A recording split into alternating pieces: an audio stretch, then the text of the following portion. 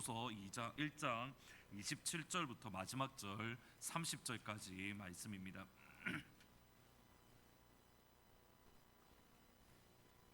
빌립보서 1장 27절부터 마지막 절 30절 총 4절 말씀입니다. 신약성경 제가 가진 성경 319페이지에 있습니다. 빌립보서 1장 27절부터 마지막 절 30절 총 4절 말씀인데 같이 한 목소리로 읽으시겠습니다. 오직 너희는 그리스도의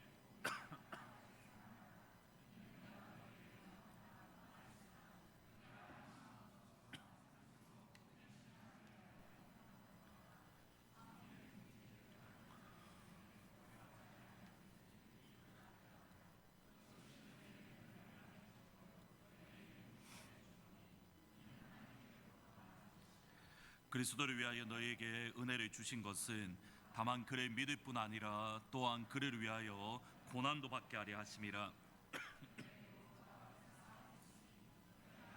본바요 이제도 내 안에서 듣는 바니라. 아멘. 초대교회의 중요한 특징 중에 하나는 폭발적인 성장입니다. 학자들에 의하면 예수님께서 승천하신 대략 AD 33년부터 300년대까지 기독교는 매 10년마다 40%씩 성장했다라고 말을 합니다. 특별히 로드니 스타크 교수님은 지금 보시는 The Rise of Christianity 기독교의 성장이라는 책에서 그것이 구체적으로 어떻게 숫자로 제시해 주시는 것을 보게 됩니다. 보시면 AD 40년에 대략 예수님이 승천하시고 찾았던 그 초대 시점에 성도가 스타크 교수님에 의하면 1000명 정도 되었다라고 말을 합니다. 물론 이거는 대단히 조금 진보적인 그런 학자로서 제시한 겁니다. 왜냐하면 저희들이 알다시피 사도행전 2장이나 또는 사도행전을 계속적으로 보면 처음부터 이 베드로의 설교에 의해서 3000명이 회개하고 또 5000명이 돌아왔다라는 기사를 볼 때에 조금 숫자를 작게 잡은 것임을 저희들이 보게 됩니다. 어쨌든 1000명이라고 저희들이 생각을 했을 때에 기독교가 313년에 인정을 받습니다. 이제는 정식 종교로 너희들이 자유롭게 예배 드려도 된다라고 313년에 기독교가 인정받는데 이때에 기독교 숫자가 대략 620만 명 정도 되었다라고 합니다. 그리고 350년 전에는 후에는 대략 엄청나게 3,300만 명 가량 기독교인이 되었다라고 말을 합니다.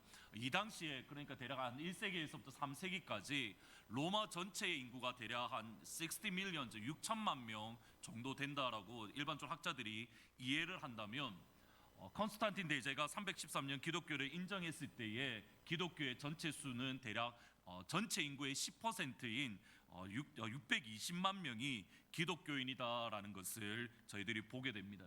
첫 시작이 1000명이었는데 300년 만에 620만 명이 예수를 믿게 되었다. 대략 10년마다 40%씩 성장했다라는 이 사실이 사실은 흥미로운 것은 40년부터 313년 이 시점까지 기독교는 끊임없이 많은 로마 황제에 의해서 많은 박해를 받았기 때문입니다. 이 시점 가운데 그리스도인이 된다라는 것은 그가 가지고 있는 모든 재산들 또는 모든 권리들 심지어 그의 목숨까지 잃을 수 있음을 뜻합니다. 이런 상황 가운데에 예수님을 새로 믿겠다, 내가 예수를 믿겠습니다라고 고백하는 그리스도인들은 오히려 점점점 많아져 갔습니다. 로마의 극심한 박해로 교회가 무너지지 않고 오히려 더 성장한 이유가 무엇인가 많은 설명들을 하려는 노력들이 있었습니다. 그 가운데에 대략 AD 한 200년 경 가운데에 북아프리카의 신학자였던 미누키우스 펠릭스라는 신학자가 있는데 이 사람은 기독교가 왜 증가하는가, 왜 예수 믿는 사람이 많아지는가 옥타비우스라는 책에서 이렇게 설명을 합니다. 우리의 숫자가 날마다 증가하는 것은 실수가 아니라 좋은 증거입니다. 삶의 아름다움이 교인들을 인내하게 하고 낯선 이들을 참여하게 합니다. 우리는 위대한 것을 설교하는 것이 아니라 위대한 것을 살아가고 있습니다. 이것이 초대교회가 박해 가운데 부흥할 수 있었던 이유입니다. 우리는 위대한 것을 설교하지 않습니다. 오히려 우리는 위대한 것을 살아가고 있습니다. 오해하시면 안 됩니다. 초대교회 그리스도인들은 복음을 말하지 않았다라는 뜻이 아닙니다. 그들은 복음을 신실하게 선포했습니다. 바울의 고백대로 때를 얻든지 못 얻든지 항상 복음 전파에 힘을 썼습니다. 그리고 초대교회 성도들은 복음을 살았습니다. We do not speak the great things, but we live them 이라고 이 표현을 쓸 때에 이 학자의 의미는 무엇이냐면 우리는 복음을 신실하게 증거합니다. 동시에 우리는 복음을 살아가고 있습니다라는 뜻입니다. 일반적으로 저희들은 복음이라는 단어를 들으면 내가 복음을 믿는 것으로 저희들이 받아들입니다.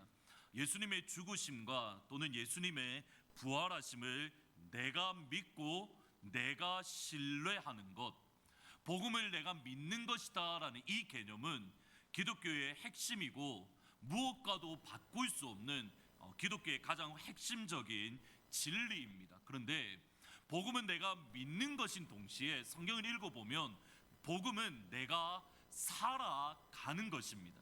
가령 오늘 본문 말씀에 1장 27절에 보면 이렇게 말을 합니다. 오직 너희는 그리스도의 복음에 합당하게 생활하라.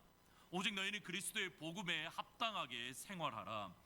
이것을 조금 번역을 하면 이렇게 말할 수가 있습니다. 천국 시민인 여러분은 복음을 살아가십시오. 천국 시민인 여러분은 복음을 살아야만 합니다. 헬라어에서 번역하면 이렇게 번역할 수가 있습니다. 천국 시민인 여러분은 복음을 살아가십시오. 천국 시민인 여러분은 복음을 살아야 합니다. 질문은 이겁니다. 복음을 살아가는 것이다 라고 한다면 과연 복음을 산다는 것은 무슨 의미입니까? 복음을 살아간다라고 했을 때의 그 구체적인 모습은 무엇입니까? 이 질문과 함께 27절과 28절 말씀을 같이 한번 읽어 보시겠습니다. 오직 너희는 그리스도의 복음에 합당하게 생활하라.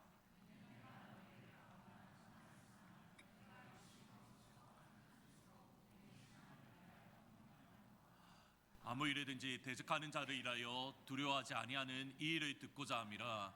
이것이 저희에게는 멸망의 빈거요 너희에게는 구원의 빈거니 이는 하나님께로부터 난 것이니라. 제가 실수로 28절은 옛날 성경을 이렇게 인터넷에서 제가 찾아본다가 옛날 성경을 했는데 뭐 내용은 거의 비슷합니다. 근데 27절과 28절은 이게 한 문장인데 사실은 이 한 문장을 분석을 해보면 이렇게 분석해낼 수 있습니다. 한 장 더 넘겨주시겠습니까? 보시면 오직 여러분은 그리스도의 복음에 합당하게 생활하십시오 라고 바울이 먼저 이야기를 합니다. 그리고 바울이 하는 말이 나는 그것을 듣고 싶습니다. 당신들은 복음에 합당하게 생활하십시오. 나는 그것을 듣고 싶습니다. 바울이 듣고 싶은 것이 뭐냐면 여러분들이 한 마음으로 굳건하게 서 있으십시오. 여러분들이 굳건하게 서 있는 것을 나는 듣고 싶습니다. 이 관점에서 이해를 하면 문장을 어떻게 이해할 수 있냐면 나는 듣고 싶습니다. 여러분이 그리스도의 복음에 합당하게 생활하는 것을 듣고 싶습니다. 그것의 구체적인 모습이 여러분이 한 마음으로 굳건하게 서 있는 것입니다. 복음에 합당하게 생활하는 것은 한 마음으로 굳건하게 서 있는 것입니다. 한 마음으로 굳건하게 서 있는 것이 무슨 의미냐면 한 뜻으로 복음의 신앙을 위하여 협력하는 것. 두 번째는 무슨 일에든지 대적하는 자로 인하여 두려워하지 않는 것입니다. 이것이 이 두 문장은 사실은 분사로 되어져 있고 이것은 하나의 동사로 되어져 있기 때문에 한 마음으로 굳건하게 서 있는 것을 구체로 설명하는 것이 이 두 가지입니다. 이런 식으로 이 문장을 이 구절을 이해를 하면 그리스도의 복음에 합당하게 생활하는 것은 한 뜻으로 복음의 신앙을 위하여 협력하는 것과 아무 일에든지 대적하는 자를 인하여 두려워하지 않는 것이 복음을 살아가는 그리스도인의 모습으로 저희들이 생각을 할 수가 있습니다. 첫 번째로 복음을 살아간다는 것은 무슨 일에든지 대적하는 자를 인하여 두려워하지 않는 것입니다. 여기서 두려워한다라는 말의 의미는 사실은 이렇게 말이 홀스가 깜짝 놀라서 이리저리 뛰어다니는 그 모습을 나타내는 단어입니다. 이것을 가지는 의미는 이것입니다. 우리가 복음을 믿음으로 저와 여러분이 하나님 나라의 시민이 되었다면, 우리가 복음을 믿음으로 그리스도인이 되었다면 이제 그 순간부터 우리를 대적하는 사람이 사라지는 것이 아닙니다. 오히려 성경 말씀에 의하면 우리가 복음을 믿음으로 하나님 나라의 시민이 되고 복음을 믿음으로 우리가 그리스도인이 되면 오히려 복음 때문에 대적하는 사람들, 복음 때문에 우리를 반대하는 사람들이 곳곳에서 일어나게 되는 겁니다. 그리고 복음 때문에 우리를 반대하는 사람들로 인해서 우리들의 마음은 두려움과 염려에 사로잡히게 되는 겁니다. 바울이 왜 복음을 살아가십시오라고 말을 하면서 무슨 일에든지 대적하는 자를 인하여 두려워하지 않습니다라는 말을 한 이유가 뭐냐면, 지금 빌립보 교회의 상황을 볼 때에 빌립보 교회가 예수를 믿음으로 그것 복음 때문에 빌립보 교회를 대적하는 사람들이 있었고, 복음을 믿음으로 그들이 하나님 나라의 시민이 된 것 때문에 빌립보 교회를 향하여 대적하는 사람들과 환경이 그들 사이에 둘러싸여 있었던 겁니다. 그것 때문에 빌립보 교회 성도들은 두려움에 쌓여 있었고 빌립보 교회 성도들은 염려에 매여 있었던 겁니다. 이것이 사실 빌립보서를 전체를 공부하면서 저희들이 알 수 있는 내용입니다. 성경은 두려움이라는 이것을 단순히 하나의 감정이다라고 그렇게 쉽게 말하지 않습니다. 오히려 성경은 두려움을 대단히 진지하고 심각하게 다루는 것을 보게 됩니다. 왜냐하면 두려움이라는 것은 예수 믿는 그리스도인으로 하여금 또는 그리스도인의 모임인 하나님의 교회가 하나님 나라의 기업과 하나님 나라의 약속을 받지 못하게 만들기 때문입니다. 다시 한번 이 문장을 들어보셔야 됩니다. 두려움이라는 것은 예수 믿는 그리스도인 또는 하나님의 교회가 하나님께서 약속하신 하나님 나라의 기업과 하나님의 약속을 받지 못하게 저희들을 만들기 때문에 두려움은 성경은 대단히 진지하게 다루고 있는 것을 보게 됩니다. 지난 수요일 날부터 가스펠 프로젝트 3권을 저희들이 시작을 했습니다. 꼭 수요일 날 안에 이번 주보에 가스펠 프로젝트가 무엇인가에 대해서 넣어놓은 소개한 글이 있습니다. 꼭 읽어보시고 가능하시면 수요일 날 많이 오셔서 가스펠 프로젝트를 통해서 창세기에서부터 요한계시록까지 성경을 많이 배우는 시간을 가지시면 좋을 것 같습니다. 굳이 지금은 안 열어보셔도 되십니다. 지금은 저를 보시면 됩니다. 그거는 집에 가셔서 보시면 됩니다. 가스펠 프로젝트 3권의 첫 시작이 뭐냐면 가데스 바네아에서 있었던 이스라엘의 반역에서부터 시작됩니다. 보시면 이스라엘 백성이 가나안 땅 애굽을 탈출해서 시내산에서 십계명을 받았습니다. 십계명을 받은 이후에 이스라엘 백성들이 가나안 땅으로 들어가는 과정 가운데에 모세가 당시 이스라엘의 12지파의 리더였던, 그냥 아무나 뽑은 것이 아니라 12지파의 리더를 한 명씩 뽑아서 가나안 땅을 먼저 정탐하게 해줍니다. 가나안 땅이 어떤지 너희들이 가서 보고 우리가 어느 길로 가야 될지 너희들이 정탐해라. 그리고 40일을 정탐한 이후에 지금 이곳 가데스 바네아에서 이스라엘 백성들이 만나서 정탐꾼들이 그들에게, 이스라엘 백성들에게 보고를 하게 됩니다. 이곳에서 가데스 바네아에서 이스라엘 정탐꾼들이 보고를 하는데 내용이 이겁니다. 우리가 가나안 땅을 가서 보았는데 하나님의 약속대로 분명히 젖과 꿀이 흐르는 좋은 땅입니다. 그런데 그 땅에는 심히 견고한 성읍들이 있고, 그리고 그 땅에 사는 사람들은 신장이 장대한 사람으로서 그들의 고백이 이겁니다. 우리가 보기에도 스스로 메뚜기 같습니다 라고 스스로 비하할 정도로 가나안은 대단히 강합니다. 가나안은 대단히 견고한 성읍을 가지고 있습니다. 우리가 그 땅을 도저히 정복할 수 없습니다. 심지어 민수기 13장의 맨 마지막 절에 보면 12명의 정탐꾼이 뭐라고 이야기하냐면 악평했다라고 되어져 있습니다. 가나안 땅을 악평했던 이 10명의 정탐꾼들에 의해 때문에 이스라엘 백성들은 두려움과 염려에 사로잡혔는데, 이스라엘 백성들이 두려움과 염려 때문에 밤새도록 통곡하고 그들이 내렸던 결론이 14장 3절입니다. 보시면 어찌하여 여호와가 우리를 그 땅 가나안 땅으로 인도하여 칼에 쓰려지게 하려는가? 우리 처자가 사로잡히리니 애굽으로 돌아가는 것이 낫지 아니하냐. 10명의 정탐꾼들의 악행의 소식을 들은 이스라엘 백성들은 가나안 땅을 바로 눈앞에 두고 하나님께서 약속하신 젖과 꿀이 흐르는 약속의 땅을 눈앞에 두고 우리가 다시 애굽 땅으로 돌아가자라고 이야기를 합니다. 근데 그 애굽 땅은 어떤 땅입니까? 400년 동안 그들이 종살이 했던 곳입니다. 우리가 가나안 땅에 들어가는 것보다 차라리 종으로 가는 것이 더 좋으니 우리가 애굽으로 돌아가자. 심지어 그들이 힘들게 걸어왔던 크고 두려운 광야길을 우리가 다시 들어가자라고 말을 합니다.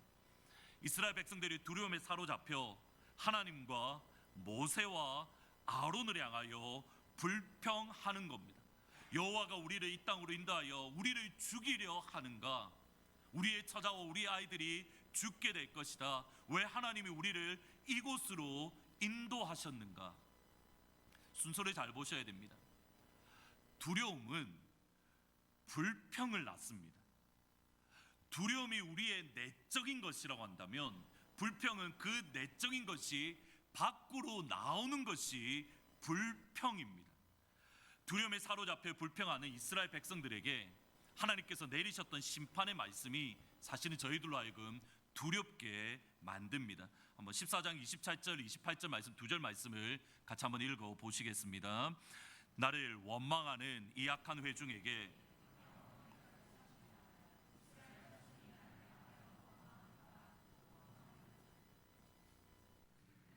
이르기를 여호와의 말씀에 내 삶을 두고 맹세하노라. 하나님께서는 여러분의 믿음의 기도에 응답을 해 주십니다. 이미 예수님의 말씀에 의하면 너희 구할 것을 믿음으로 아뢰면 이미 받은 줄로 믿으다라고 약속의 말씀을 주십니다. 2020년 하나님께서 여러분 가운데 이 은혜를 주시기를 주님의 이름으로 축복합니다. 여러분이 하나님 앞에 기도하는 것 하나하나 하나님 앞에 믿음으로 드리는 기도의 내용이 하나님 앞에 응답을 받아서 송구 영신 예배 때에 되돌아보며 하나님께서 내 기도에 응답을 주셨습니다. 하나님께서 나의 간구를 응답을 해 주셨습니다라고 함께 찬양하는 귀한 은혜가 있기를 진심으로 축복합니다. 문제는 이겁니다. 우리는 하나님 앞에 믿음의 기도를 주님께서 들으신다 너무 잘 알고 있습니다. 근데 오늘 방금 읽으셨던 민수기 말씀에 의하면 우리의 믿음의 기도를 하나님께서 들으시는 것처럼 여러분의 불평의 말을 하나님께서는 동일하게 들으십니다. 여러분의 원망의 말을 하나님께서는 동일하게 들으십니다. 더 심각한 건 이겁니다. 여러분의 불평의 말, 여러분의 원망의 말을 하나님께서 어떻게 하시냐면 그대로 너희에게 행하리라라고 말씀합니다. 이스라엘 백성들이 우리가 이제 다 죽게 되었다. 우리 가나안 땅에 들어갈 수 없어. 우리는 이제 이 땅에서 다 죽게 되었다. 너희 불평이 내 귀에 들린 대로 내가 너희에게 모두 다 행해 줄 것이다. 이스라엘 백성들은 두려움에서 불평의 말, 원망의 말을 내뱉었고 하나님께서는 이스라엘 백성의 불평과 원망의 말대로 그들에게 응답을 해 주신 겁니다. 단 한 명도 가나안 땅에 하나님께서 약속하셨던 젖과 꿀이 흐르는 땅에 들어가지 못했습니다. 이스라엘 백성들이 가나안 땅에 들어가지 못한 이유가 어디에 있습니까? 그들이 하나님 향한 불평과 원망의 말입니다. 근데 그 불평과 원망의 말은 가나안 백성을 두려워하는 두려움 또는 염려에서 시작이 되었습니다. 따라서 성경은 염려와 불평, 원려와 두려움에 대해서 이렇게 말씀을 합니다. 같이 한번 읽어 보시겠습니다. 너희 염려를 다 주께 맡기라. 이는 그가 너희를 돌보심이라. 여러분의 염려를 우리 주님께 모두 던져버리시기를 진심으로 축복합니다. 여러분 어깨 위에 놓여있는 염려를 어깨 위에 두고 가지 마시고 그 염려를 우리 예수님께 맡기십시오. 그러면 예수님께서 여러분을 돌보아 주십니다. 오늘 이 시간 예배 하러 나온 이 시간 여러분의 염려를 주님의 십자가 앞에 모두 다 던져버리고 자유함을 얻고 이 문을 나가시기를 진심으로 소원합니다. 여기에 흥미로운 말씀이 있습니다. 염려를 다 맡기라. 예수님께서 너희를 돌보아 주신다. 그 다음 말씀이 2구절입니다. 같이 한번 읽어보시겠습니다. 근심하라 깨어라 대적 마귀가 우는 사자와 같이 두루다니며 삼킬 자를 찾나니. 질문을 드리겠습니다. 원수 마귀가 두루다니며 삼킬 자를 찾고 있다는데 누가 원수 마귀에 사로잡혀서 원수 마귀에게 잡아먹히게 되는 겁니까? 답을 다 말씀드렸습니다. 7절 말씀에 의하면 염려하는 사람입니다. 두려움 가운데 있는 사람입니다. 두려움과 염려를 예수님께 던져버리지 못하고 두려움과 염려를 내 어깨 위에 두고 있는 사람을 원수 마귀가 찾아다니며 아, 이 사람 그리스도인인데 염려를 가지고 있네, 아, 이 사람 그리스도인인데 두려움이 그 속에 있네, 내가 잡아먹어야지, 잡아먹히더라는 겁니다. 여러분이 여전히 염려를 여러분 마음속에 두고 있다면, 여러분 심령 가운데 여전히 두려움이 있다면 말 그대로 저와 여러분은 마귀의 밥입니다. 마귀에 잡혀 먹게 되어 있더라는 겁니다. 그러기에 바울이 하는 말이 이겁니다. 여러분들이 복음을 살아가는 것을 내가 듣고 싶습니다. 근데 그 복음을 살아가는 첫 번째는 아무 일에든지 대적하는 자를 인하여 두려워하지 않는 것입니다. 우리의 2020년 앞에 우리의 삶에 놓여져 있는 것이 때로는 우리가 넘길 수 없는 큰 두려움 또는 염려가 있을 수가 있습니다. 그러나 그 염려와 두려움을 주님 앞에 온전히 맡기기를 주님의 이름으로 축원합니다. 그래서 2020년 여러분의 삶이 복음을 살아가는, 원수 마귀가 여러분을 잡아먹으려 왔다가 오히려 원수 마귀가 여러분을 보고 두려워 떠나가는 그런 놀라운 담대한 그리스도인이 오늘 우리 모든 성도님들이 되시기를 주님의 이름으로 축복드립니다. 두 번째로 복음을 살아가는 두 번째 모습은 한 마음으로 복음의 신앙을 위하여 협력하는 것입니다. 1장 27절에 이렇게 말을 합니다. 너희가 한 마음으로 서서 한 뜻으로 복음의 신앙을 위하여 협력하는 것과, 여기서 협력하다라는 말은 함께 싸운다 또는 함께 검투사 경기를 한다라는 의미입니다. 핵심은 뭐냐면 함께 싸우는 겁니다. 사실 빌립보서 전체를 여러분들 읽어보시면 함께라는 단어가 계속적으로 반복되어 나타나는 것을 보게 됩니다. 복음을 살아가는 그리스도인은 결코 혼자가 아닙니다. 자주 말씀을 드리다시피 최근에 특별히 더 자주 말씀드리는 것 같은데, 가나안 성도는 하나님이 기뻐하지 않습니다. 제가 이거는 단호하게 말씀을 드립니다. 가나안 성도는 하나님이 기뻐하지 않습니다. 근데 여러분들이 오해하시면 안 됩니다. 가나안 성도, 교회에 나오지 않는 성도는 여러분보다 오히려 더 성경을 열심히 읽습니다. 가나안 성도는 오히려 우리들보다 더 많이 기도하는 사람들입니다. 가나안 성도는 오히려 저희들보다 더 열심히 성경책을 읽고 경건생활 더 열심히 하는 사람들이 정말 많이 있습니다. 문제는 뭐냐면 이겁니다. 하나님께서 여러분을 부르실 때에 혼자 부른 게 아니라는 겁니다. 나 혼자 열심히 성경책 읽고 나 혼자 열심히 기도하고 나 혼자 열심히 경건생활하면 아 그래, 네가 신앙생활 잘하고 있어, 내가 너를 기뻐해, 내가 너를 먹으라는 목적대로 너는 신앙생활을 하고 있어. 하나님은 그렇게 말하지 않습니다. 처음부터 하나님은 그리스도인을 함께 부르셨습니다. 교회라는 것은 또는 신앙생활은 철저하게 함께 하는 것입니다. 그러기에 빌립보서를 보시면 한 마음, 한 뜻이라는 단어가 강조되어 나타납니다. 한 마음으로, 한 뜻으로 복음의 신앙, 복음의 믿음을 위해서 함께 전진해 나아가는 것입니다. 복음의 믿음을 위해서 한 마음 한 뜻으로 함께 싸우는 것을 바울은 빌립보에서 1장 7절에서 이렇게 말씀을 합니다. 내가 너희 무리를 위하여 이와 같이 생각하는 것이 마땅하니 이는 너희가 내 마음에 있음이며, 그 다음 표현이 중요합니다. 나의 매임과, 여기 나의 매임이라는 것은 바울이 감옥에 있다 나의 체인이라는 말인데, 나의 매임과 복음을 변명함과 확증함에 너희가 다 나와 함께 은혜에 참여한 자가 되었다. 여기서 변명함과 확정함이라는 이 두 단어는 법적인 용어입니다. 그 당시 법원에서 나는 죄 지은 게 없습니다. 나는 무죄입니다라고 나 자신을 변호할 때에 변명하다, 디펜스라는 이 단어를 사용을 합니다. 그리고 나는 오히려 나는 죄를 짓지 않고 나는 이렇게 했습니다라고 확증하는 것을, 여기 보시면 확정한 판사 앞에서 나 스스로는 나는 죄를 짓지 않았습니다라고 단호하게 선언하는 것을 확정한다라는 표현으로 사용되어지는 겁니다. 빌립보서가 기록될 때에 바울은 로마 황제 앞에서 재판을 받고 있었습니다. 그가 재판을 받고 있을 때에 예수 그리스도의 복음을 변호하고 예수 그리스도의 복음을 확정하기 위해서 로마 황제 앞에서 재판받는 일, 또는 로마 황제 앞에서 복음의 일을 위해서 그가 변명하고 확정할 때에 그 복음의 일에 빌립보 교회는 바울과 함께 은혜에 참여한 자가 되었습니다.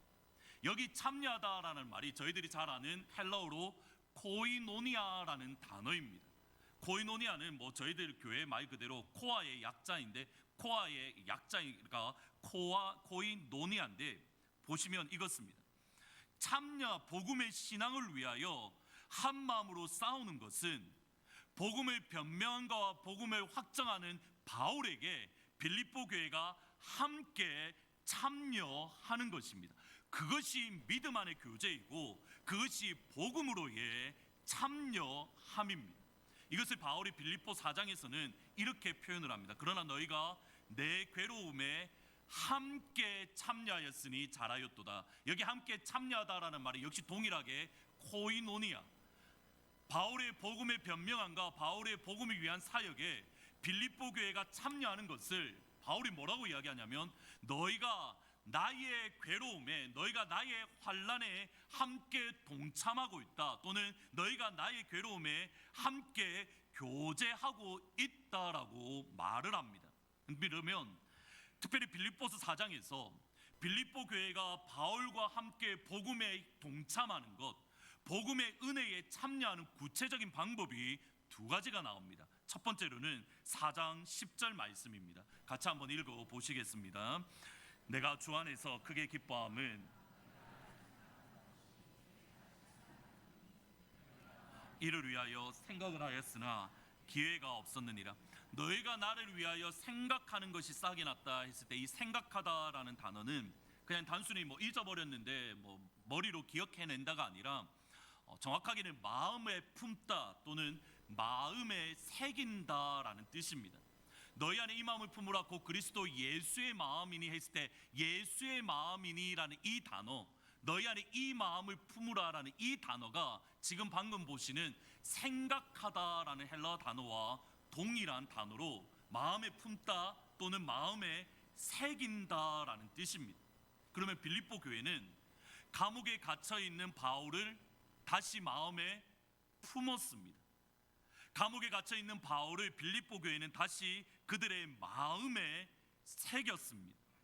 이것을 조금 다르게 표현을 하면 빌립보 교회가 이 이전에는 바울을 잊고 있었습니다. 이 이전에는 빌립보 교회가 바울을 마음에 품지 아니하고 마음에서 바울이 조금 멀어져 있었습니다. 그런데 이 시점에 빌립보서를 기록할 때에 빌립보 교회는 바울을 다시 마음에 품었고 그들의 마음에 다시 새겼던 겁니다. 빌립보서를 기록한 지 대략 한 5년에서 또는 6년이 지난 이후에 바울이 디모데후서를 기록을 하는데, 디모데후서에서 바울은 자신의 상황을 이렇게 설명을 합니다. 대만은 이 세상을 사랑하여 나를 버리고 데살로니가로 갔고, 그레세게는 갈라디아로, 디도는 달마디아로 갔고, 누가만 나와 함께 있느니라. 바울이 사도로서 힘이 있고 그가 승승장구할 때에 바울을 통해서 하나님의 놀라운 기적들이 일어나고, 누가 보더라도 바울은 하나님의 사도입니다, 바울은 예수님께서 선택하신 믿음의 사람입니다, 모든 사람들이 인정할 때에 많은 사람들이 바울과 함께 했습니다. 근데 그가 힘이 없어지고 연로해지고 로마 황제의 재판을 받음으로 가장 힘들고 어려울 때에 많은 그리스도인들과 심지어 그가 개척했던 많은 교회들까지 바울을 등지고 버렸습니다. 보시면 대만은 이 세 사람이 살아가야 나를 버리고 데살로니가로 갔고, 대만은 바울의 초기 선교 사역부터 함께 동행했던 사람이 데마입니다. 그 다음 디도는 달마데아로 갔다 했는데, 디도서에 보면 바울이 디도를 향해 이렇게 말합니다. 이는 내 영적인 아들이다.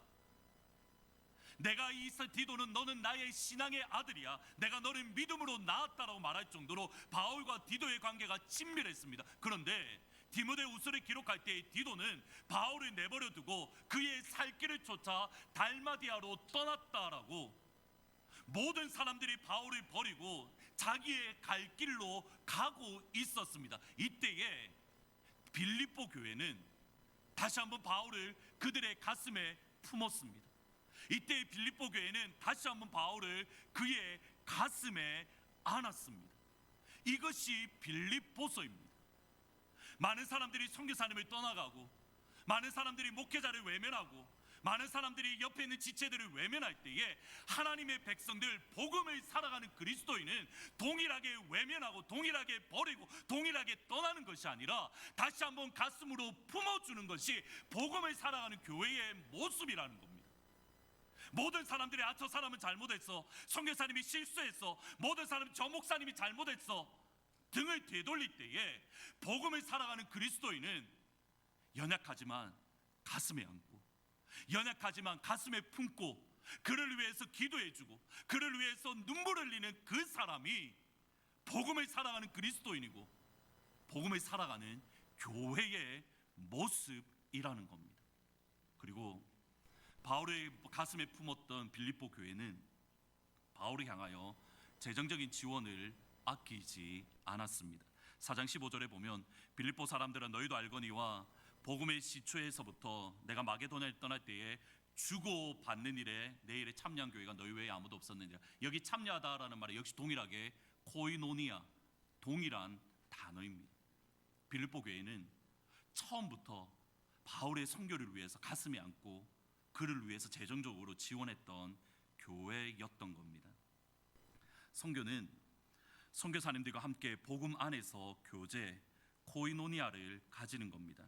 선교는 선교사님들의 복음의 변명함과 확정함에 함께 참여, 코이노니아 하는 것입니다. 복음 안에서 선교사님들과 함께 교제하는 방법, 선교사님들과 함께 참여하는 방법은 선교사님을 마음에 품는 것입니다. 그리고 그들을 위하여 부족하지만 우리의 물질로 그들을 섬기는 겁니다.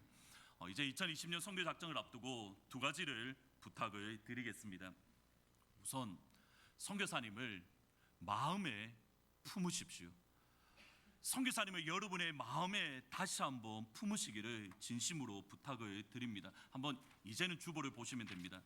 이제는 주보를 보시고 안쪽에 보면 저희 교회 수원 선교사님 리스트가 나와 있습니다. 한번 안쪽에 보시면 저희 교회에는 한 분의 파송 선교사님 김공훈 선교사님과 대략 38분의 협력 선교사님, 재정적으로 지원하는 선교사님 또는 기도로 협력하는 선교사님이 38분이 계십니다. 이 중에 진심으로 부탁을 드립니다. 한 분의 선교사님을 여러분 마음에 품으십시오. 내가 올 2020년도 한 해에는 만일 모로코의 우석인 선교사님을 내가 같이 마음에 품고 기도하겠다. 그러면 우석인 선교사님을 위해서 한 주간 하루에 1분씩 꼭 기도하십시오. 오늘 이 시간 저희들이 작정할 때에 이 리스트를 보고 또는 한 권역을 마음에 품으셔도 됩니다. 아니면 여러분 가정이 한 선교사님을 마음에 품으셔도 됩니다. 꼭 마음에 품으시고 하루에 1분씩 더 많이 기도하라고 말씀드리지 않습니다. 단 1분만이라도 하나님 우석인 선교사님을 마음에 품습니다. 하나님 선교사님을 함께 해주십시오라고 기도해 주십시오. 그리고 단 1달러라도 괜찮습니다. 선교헌금에 참여해 주시기를 부탁드립니다. 여러분들이 많은 재정 분명히 중요합니다. 그러나 더 중요한 것은 단 1달러라도 모든 성도님들 함께 동참하는 겁니다. 제가 하나님 앞에 드리는 기도의 제목은 이겁니다. 오병이어 별것 되지 않지만 어린 아이의 식사 하나가 예수님의 손을 거쳤을 때에 3,000명, 5,000명이 되는 사람들이 밥을 먹었습니다. 이 땅 가운데 있는 많은 교회들 가운데 우리가 드리는 성경은 그렇게 많지 않을 수가 있습니다. 그러나 그 성경금이 단 1달러라도 예수님의 손을 거치며 어떤 역사가 일어나냐면 오병이어의 역사, 5,000명이 먹는 역사가 일어날 줄 믿습니다. 여러분, 단 1달러라도, 아니 단 10센트라도 하나님 앞에 하나님 이것을 믿음으로 드립니다. 하나님 이것을 통해 조그만 것이지만 하나님의 손에 올려드리오니 하나님 이것을 통해서 오병이어의 역사가 일어나게 해 주십시오라고 기도하면 하나님께서 여러분의 재물을 흠량해 주실 줄 믿습니다. 2020년 선교 작정을 하며 제 마음에 끊임없이 가졌던 문장은 이겁니다. 능력에 맞는 사명이 아니라 사명에 맞는 능력을 구하라. 필립 브루스 목사님의 말입니다. 이 역사가 우리 가운데 있기를 진심으로 축복합니다. 저 역시 많은 유혹들이 가집니다. 우리의 능력이, 우리의 2020년 선교 재정이 이 정도니 이 정도 재정에서 우리가 선교사님을 후원해야지. 저도 그러한 유혹들이 사실 많이 있습니다. 그러나 하나님께서 기뻐하시는 것은 이겁니다. 사명이 무엇인지를 보고 그 사명에 맞는 능력을 구하면 하나님께서 채워 주십니다. 빌립보서 4장 19절 마지막으로 믿음으로 선포하고 찬양하고 잠시 기도하시겠습니다. 빌립보서 4장 19절 말씀입니다. 같이 선포하십니다. 시작. 나의 하나님이 그 풍성한 대로 너희 모든 쓸 것을 채우시리라. 아멘. 이 은혜를 경험하는 복된 2020년도가 되기를 진심으로 축원드립니다. 말씀을 생각하면서 이 땅 위에 돈과 선한 가부, 죄악으로 가득한 저희들의 죄를 용서하시고 하나님 이 땅의 아픔과 눈물을 씻는 주님의 보혈로 이 땅을 치료해 주십시오라고 다 같이 기도하시며 찬양하십니다.